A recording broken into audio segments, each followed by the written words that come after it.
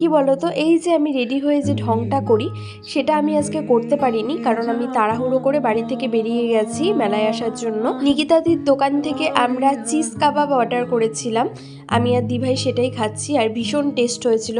এবার আমরা যাব এক্সপোর ওখানে, আর দেখতে পাচ্ছ কি ভিড়। আমার তো ভালোই লাগে না এই ভিড়ের মধ্যে যেতে, কিন্তু কিচ্ছু করার নেই, যেতে তো হবেই, ঘুরতে তো হবেই। মেলায় কি দোকান বসেছে না বসেছে কিচ্ছু কেনার মতন অবস্থা নেই আজকে, দেখতেই তো পাচ্ছি না কি দোকান বসেছে, এত ভিড়। ডুয়ার্স মেলায় তো অনেক কিছু দোকান বসে, যেমন ধরো জুয়েলারি, তারপর কুর্তি, আরও অনেক কিছু।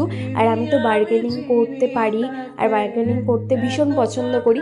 সেটা সবাই জানে যে মেয়েরা বার্গেনিং করে। দোকানদার যদি বলে কোনো কিছুর দাম 500 টাকা, সেটাকে আমি 300 টাকা বলতে পারি, আর 300 থেকে 350-র মধ্যে আমি নিয়ে আসতে পারি। এটা হচ্ছে আমাদের মেয়েদের একটা ট্যালেন্ট, যেটা সবাই পারে না।